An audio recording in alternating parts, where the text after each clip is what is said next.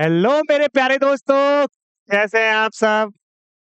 और हम आज पढ़ने वाले हैं एटम्स के बारे में, मॉलिक्यूल्स के बारे में। और पढ़ेंगे कि कैसे आप मोल कॉन्सेप्ट को समझते हो। और ये बहुत ही बेसिक चैप्टर होने वाला है, क्योंकि ये चैप्टर आपके फिजिकल केमिस्ट्री के लिए बहुत इंपॉर्टेंट है। तो स्टार्ट करते हैं दोस्तों। पहला है डाल्टन्स एटॉमिक थ्योरी। हमने एटम्स के बारे में देखा था, अब डाल्टन्स एटॉमिक थ्योरी के बारे में देखेंगे कि डाल्टन्स की एटॉमिक थ्योरी क्या होती है, कहां से एटम निकल के आया। तो डाल्टन्स भाई साहब ने कुछ बातें बोली थी, वो हम देखते हैं। पहली बात उसने क्या बोली कि जिंदगी में कुछ भी करो तो एटम से पीछा नहीं छूटेगा तुम्हारा। इसका क्या मतलब है सर? इसका ये मतलब है मेरे भाई कि एटम जो होते हैं ना, हर चीज में होते हैं। मेरे अंदर है, तुम्हारे अंदर है, कोई अच्छा इंसान है तो उसके अंदर है, कोई बुरा इंसान है तो उसके अंदर है। एटम्स हर जगह होते हैं। तो एटम्स क्या होते हैं, किसी भी सब्सटेंस के अंदर होंगे। ठीक है, कुछ भी करना, दोस्तों का साथ कभी मत छोड़ना दोस्तों, क्योंकि एटम कभी भी आपका साथ नहीं छोड़ेगा, तो आपको भी दोस्तों का साथ नहीं छोड़ना चाहिए। समझ में आया? एटम हर चीज के अंदर होता है। ये पेंसिल के अंदर भी एटम है। सारे सब्सटेंस, जिंदगी में जितने सब्सटेंस बने हैं ना, सब एक टाइनी पार्टिकल से मिलके बने हैं, जिनको कि हम क्या कहते हैं दोस्तों? एटम कहते हैं। तो एटम क्या होता है? All substances are made of tiny individual particles called atom. मैं भी एटम से मिलके बनाऊंगा, आप भी बने होंगे। ये पहाड़, ये नदियां, ये हवाएं, ये माइक, ये घड़ी, ये हाथ, ये पेंसिल, सभी एटम से मिलके बने हैं। तो एटम तो हर जगह है, मेरे में है, आप में है, सब में है। तो सब कुछ किससे मिलके बना है? एटम से मिलके बना है। पहली तो डाल्टन्स बाबा की पहली थ्योरी समझ में आ गई। हर एक चीज मिलके बनी है, किससे? एटम से। तो एटम इज अ क्या होता है? टाइनी इंडिविजुअल पार्टिकल, जिससे कि सारे के सारे सब्सटेंस बने होते हैं। इंपॉर्टेंट है, टाइनी इंडिविजुअल। टाइनी का मतलब छोटा, इंडिविजुअल का मतलब फर्दर डिवाइड नहीं किया जा सकता। मतलब कोई भी मैटर, कोई भी सब्सटेंस का सबसे छोटा जो पार्टिकल होगा उसको हम एटम कहेंगे। समझ लो, individual, further can not be further divided. अगला क्या है? Atoms of the same element are identical in shape, size, mass and other property. क्या है ये वाला? पढ़ो। Identical in shape, size, mass and property. Sir इसका मतलब क्या है? इसका मतलब ये है दोस्तों कि मान लो कि मैंने क्या करा, यदि यहां पर अपना सोडियम का एटम लिया है, तो इसके अंदर जो है ना, सारे के सारे जो एटम होंगे किसके बने होंगे? सोडियम के। यानी कि सेम एलिमेंट के एटम में सेम टाइप्स ऑफ एटम होंगे। ठीक है, atoms of the same element are identical in shape, size, mass and property. अभी सेम एटम है तो आइडेंटिकल तो होंगे ही, साइज भी सेम होगा, मास भी सेम होगा, है ना। मान लो कि आप एक सोसाइटी में रहते हो, जो कि सोसाइटी जो है आपके, फॉर एग्जांपल बैंकिंग कॉलोनी है या पुलिस कॉलोनी है। उसमें सारे जो घर के लोग होंगे, है ना, उसमें जो मेंस लोग सारे क्या है, पुलिस में ही काम करते होंगे ना। तो यानी कि सबकी क्या होगी? यूनिफॉर्म भी सेम होगी। ऐसे ही एटम के अंदर भी है कि एटम का जो एलिमेंट है ना, उसके अंदर जितने भी एटम्स होते हैं ना, सबका क्या है? सोडियम एटम ही है। तो ये भी सोडियम एटम है, ये राम भी सोडियम एटम, श्याम, ठीक है, राम भी सोडियम, श्याम भी सोडियम, करण भी सोडियम, गिरीश भी सोडियम, यश भी सोडियम, सब सोडियम है। तो सोडियम क्या है? इसका मतलब क्या है? इसका मतलब ये है कि यदि एक एलिमेंट हमारे पास दिया गया है, उसके अंदर सारे के सारे सेम टाइप के एटम होने चाहिए। सारे के सारे किसके एटम है? सोडियम के ही। समझ में आया? Atoms of the same element are identical in shape and size. सबका आइडेंटिकल होगा। अगला पॉइंट क्या कहता है? Atoms of different elements are different in all respect. इसका मतलब क्या है सर? सपोज करो कि मैंने क्या करा, पोटासियम एलिमेंट ले लिया, तो इसके अंदर जो एटम्स मिलेंगे हमें किसके मिलेंगे, पोटासियम के, है ना। ये क्या है, पोटासियम का एटम है। तो एक बात बताओ, क्या सोडियम के एटम में और पोटासियम के एटम में डिफरेंस आएगा, नहीं आएगा? बिल्कुल आएगा। क्यों आया? क्योंकि ये दोनों क्या थे, atoms of the different element थे। ये किसका एलिमेंट था, सोडियम का, और ये किसका एलिमेंट था दोस्तों, पोटासियम का। समझ में आया, बेसिक चीज है। ठीक है, ये घड़ी किससे मिलके बनी है, सपोज करो सोडियम से, ये किससे बनी है, पोटासियम से। तो इसके अंदर किसके एटम होंगे, पोटासियम के। इसके अंदर किसके एटम होंगे, सोडियम के। तो atoms of the different element have different shape, size, etcetera. वही चीज लिखी है यहाँ पर, एग्जांपल से एक्सप्लेन करो आपको। अगली प्रॉपर्टी क्या है, atom is the smallest unit that takes part in the reaction. अरे मेरे भाई, छोटा बच्चा है वो, और बच्चे की जान लोगे क्या, छोटा बच्चा, उसको खुला छोड़ दिया तुमने, शैतानी तो करेगा ना। तो वो छोटा बच्चा क्या करेगा, बहुत शैतानी है। कितना शैतान है वो, कि रिएक्शन में पार्टिसिपेट करना चाहता है। मैटर को आप रिएक्ट कराओगे तो उसके घर का जो छोटा बच्चा है वही पहले रिएक्ट करेगा ना। लेके जाओ आप, पेस्ट्री लेके जाओ घर पे, केक लेके जाओ, सबसे छोटा बच्चा क्या करेगा, मुझे खाना है, मुझे खाना है ना। तो एटम सबसे छोटा बच्चा है, तो एटम्स क्या करेगा, रिएक्शन में पार्टिसिपेट करता है। तो atoms is the smallest unit that take part in a chemical combination. समझ में आया, घर का सबसे छोटा, सबसे लाडला, सबसे प्यारा कौन सा है, एटम है, नन्ना मुन्ना एटम हमारा सबसे प्यारा।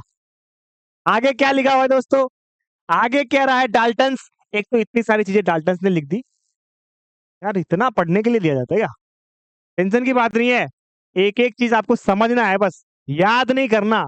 जो डाल्टन लेके गए हैं उसको यहां समझेंगे। चलो, अगला क्या है, atoms combined with each other in simple whole number ratio to form compound. ठीक है, इसका मतलब क्या हुआ, एटम्स को यदि सिंपल वोल रेशियो में फॉर्म करोगे तो या तो मॉलिक्यूल फॉर्म होगा या फिर कंपाउंड फॉर्म होगा। इसका क्या मतलब है सर, इसका ये मतलब है कि मान लो कि यदि मैंने H2 का मॉलिक्यूल लिया है, इसके अंदर हाइड्रोजन के कितने एटम हैं, दो एटम है, तो दो हाइड्रोजन का एटम जब कंबाइंड हो गया तो H2 बन गया। H2 क्या है, हमारा एक मॉलिक्यूल है। और कई सारे H2 के मॉलिक्यूल क्या बनाएंगे, एक H2 का कंपाउंड बनाएगा। मैंने कहा बताया था आपको, समझ में आ गया। अगली प्रॉपर्टी क्या कह रही है, atoms can not be created, divided और डिस्ट्रॉयड ड्यूरिंग एनी फिजिकल और केमिकल चेंज। इसका मतलब क्या है, आप इस बात को सोचो कि घर का सबसे छोटा बच्चा, क्या कोई भी उसको परेशान कर सकता है क्या, नहीं, क्योंकि वो क्या करेगा, रोने लगेगा। रोएगा तो क्या होगा उससे, तो आप परेशान हो जाओगे, भाई चुप करा इसको। आप उसको उंगली ही नहीं करोगे, छेड़ना ही नहीं है बच्चे को। तो एटम्स को, छोटे बच्चे को कभी भी छेड़ना नहीं है। ठीक है, तो एटम्स क्या होता है, नॉट बी क्रिएटेड और डिवाइडेड और डिस्ट्रॉयड। समझ में आ गया। तो एटम्स जब भी सोचो तो घर के छोटे बच्चे को याद करना कि अरे ये तो एटम ही होगा, याद रहेगा। चलो, इतनी चीजें डाल्टन ने दी थी, 5-6 थ्योरीज है, 9th में भी पढ़ते हो। एक तो दो लोगों से मुझे सख्त वो होती है, एक तो न्यूटन से। भाई न्यूटन ने इतने सारे बना के गए ना वो, फिजिक्स में, मैथ में, ऐसे ही जिंदगी तबाह होगी लोगों की।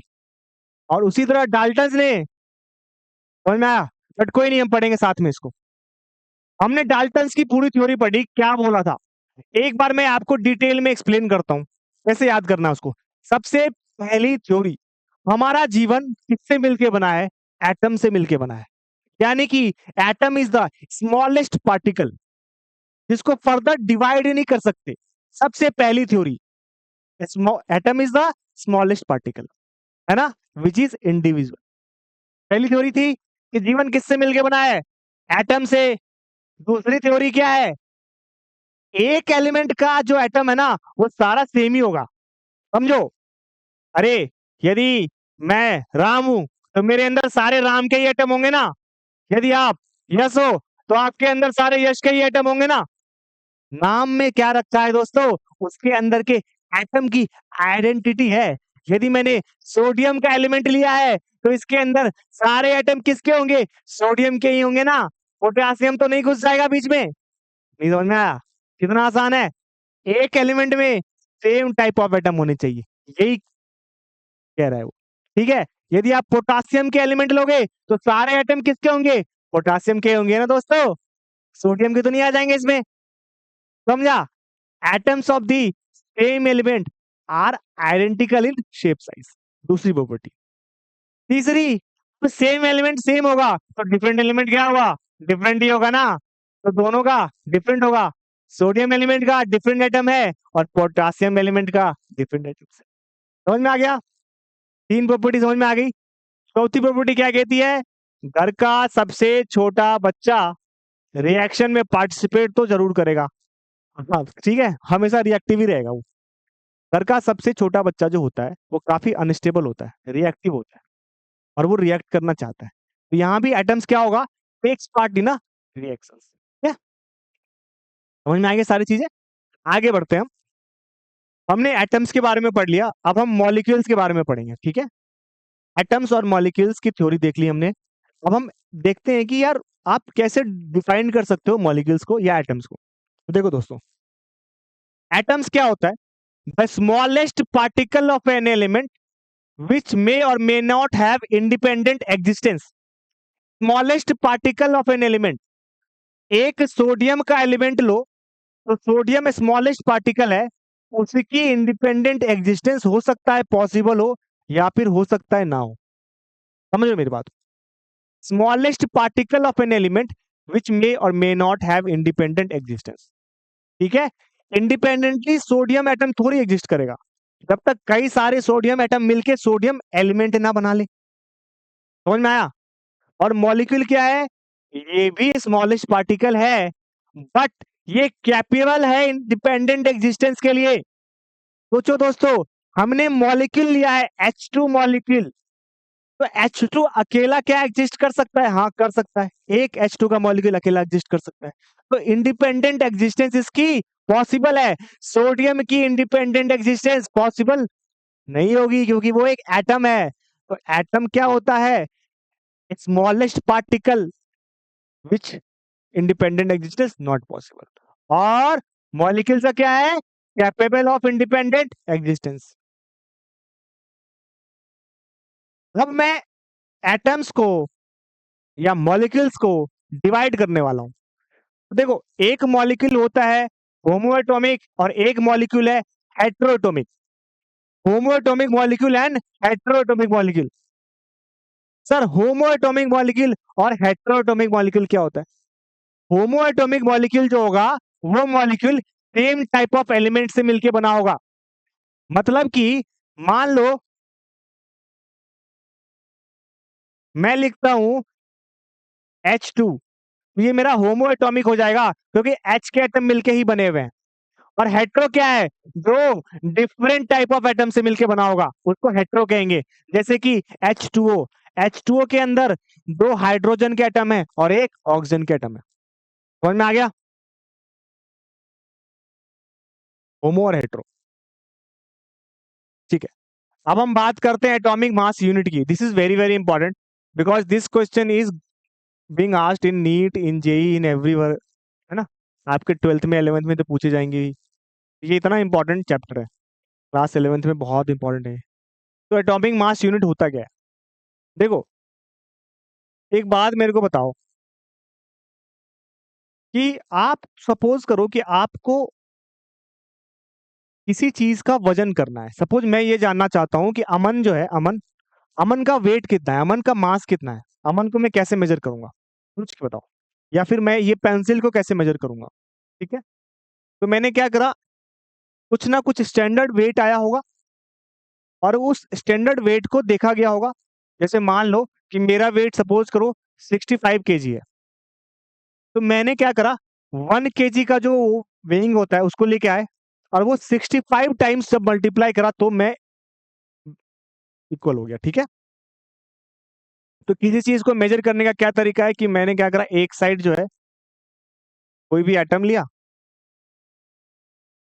और दूसरी साइड जो है मैंने क्या लिया, जिस चीज को मेजर करना है। सपोज ये 1 kg है, तो यहाँ मैंने मान लो कोई सब्सटेंस को मेजर किया, तो वो कितना होगा, बैलेंस करके 1 kg का आना चाहिए, है ना। तो मेरा वेट क्या होगा, कैसे डिफाइन करोगे, कितने टाइम्स आपके पास 1 kg वाला सब्सटेंस आ रहा है। तो 65 टाइम्स आ रहा है तो वेट क्या है, 65 kg। यानी कि वो 1 kg क्या था, स्टैंडर्ड था। उसी तरह जब एटम को आप करते हो तो उसके लिए स्टैंडर्ड वेट आता है कुछ ना कुछ। स्टैंडर्ड कैसे वेट आएगा आपका, कितना मास है ना। तो एटम्स के लिए क्या होता है, एटॉमिक मास यूनिट क्या होता है, 1/12 ऑफ दी 1 कार्बन 12 एटम का मास। मतलब कार्बन के मास का 1/12 पार्ट, समझना मेरी बात, कार्बन के मास का 1/12 part is called atomic mass unit. ठीक है, it is represented by U, it is represented by U. ठीक है, एटॉमिक मास यूनिट। तो एटॉमिक मास क्या होती है, average relative mass of an atom. ठीक है,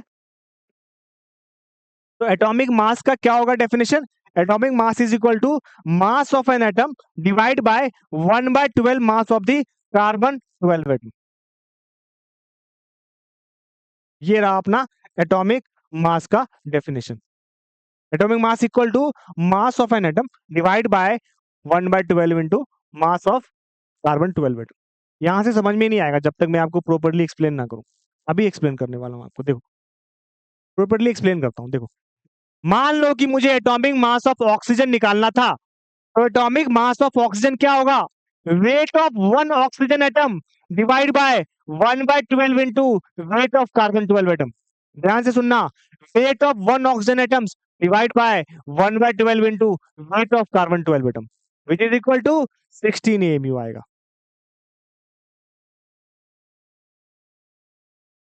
16 AMU आएगा। ठीक है, समझ में आया। एटॉमिक मास ऑफ सपोज करो कार्बन 12 मुझे निकालना था, तो क्या होगा, जिसका निकालना है उसके वन एटम का mass divide by 1/12 into weight of carbon 12। तो यानी कि मैं क्या लिखूंगा, यदि मुझे कार्बन 12 का एटॉमिक मास निकालना है तो wait of one carbon 12 atom divide by 1/12 into weight of one carbon 12 atom. तो यहां से 1/12 इंटू कैंसिल आउट हो जाएगा, आंसर क्या आएगा, 12 AMU। प्रूव हो गया, आसान है। एटॉमिक मास को बेसिक से समझो पहले। एटॉमिक मास यूनिट, कई बार बच्चों को प्रॉब्लम होती है कि sir what is the difference between atomic mass unit and AMU and gram atomic mass, सब बताऊंगा आपको धीरे धीरे। तो एटॉमिक मास यूनिट क्या होती है, ये डिस्क्राइब करने के लिए होता है mass of one atom, one mass of an atom. और 1 AMU is equal to 1.66 into 10⁻⁻24 gram. What is 1 AMU, 1.66 into 10⁻⁻24 gram. ठीक है, ये कहां से आया सर, इसको प्रूव करते हैं कि 1 AMU क्या होता है, 1/12 into weight of carbon 12 atom, है ना। और वेट ऑफ कार्बन 12 कितना है, 1.9 इंटू 10⁻⁻23। तो यहां से 1 AMU कितना आ गया, 1.66 इंटू 10⁻⁻24। समझ में आया आपको, कोई डाउट है, यहां तक क्लियर हो गया आपको, चीजें सारी बातें समझ में आ गई कि वन एटॉमिक मास क्या होता है, एटॉमिक मास यूनिट क्या होता है। जब नेक्स्ट लेक्चर में हम आएंगे तो हम पढ़ने वाले हैं कि आप कैसे मोल्स को इससे रिलेट करते हो और मोल्स के कुछ क्वेश्चंस पढ़ेंगे। ठीक है, उसके बाद हम स्टार्ट करेंगे अपना इंपेरिकल एंड मॉलिक्यूलर फॉर्मूला। ठीक है दोस्तों, तो मिलते हैं नेक्स्ट क्लास में। Thank you.